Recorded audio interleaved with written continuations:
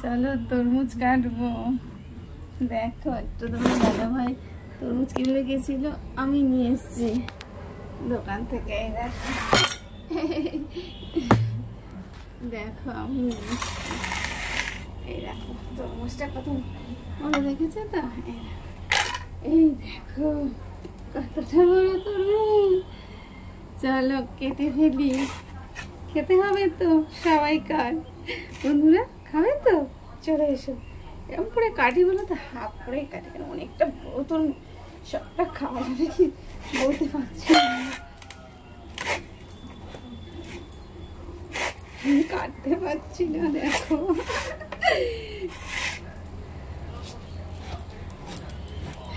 কাটতে পেরেছি শেষমেশ, অনেকটা বড় তরমুজ। এই দেখো লাল টকটক করছে। এই প্লেটে একটা রাখি।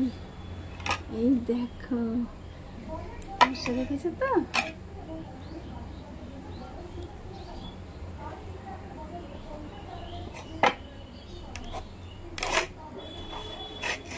ইও খাবে না? খাচ্ছি তো।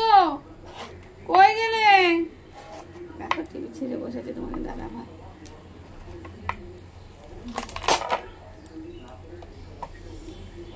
দেখো এইরকম করে যদি খায়, ঠিক এইরকম করে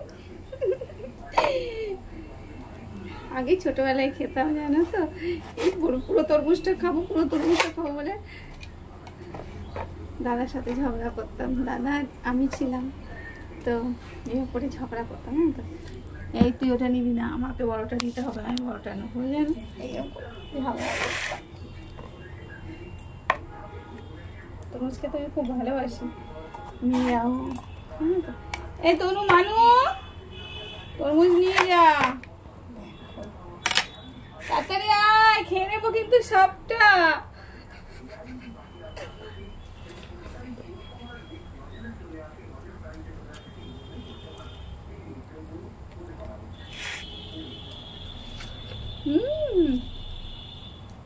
মিষ্টি আছে,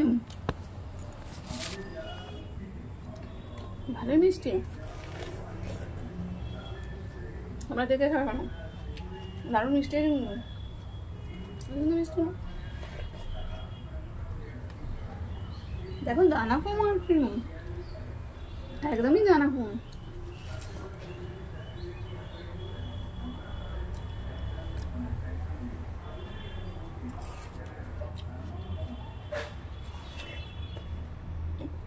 আমি তো এমন করে খেতে ভালোবাসি। আমি কি করবো বলো তো, পিস পিস করে খাবে, ছোটো ছোটো করে, এগুলো সব বাদ দিয়ে ওকে কেটে দিতে হবে। এই নিচের খোলাটা বাদ দিয়ে এই লালটাকে পিস পিস করে দিতে হবে। এরকম করে খেতে ভালোবাসি, একদম আরাম করে খাবো। লাল ঝোল পুরো ভরে গেল। বুঝলো, টাটা, খেয়ে নিই। আর সবাইকে দিয়ে দিই, দাদা ভাই টিভি দেখছে, ওকেও দিয়ে দিই। আমি এই জন্য ছোটো ছোটো করে কেটে দিই। টাটা, তোমরা কে কে ভালোবাসে জানিও কিন্তু।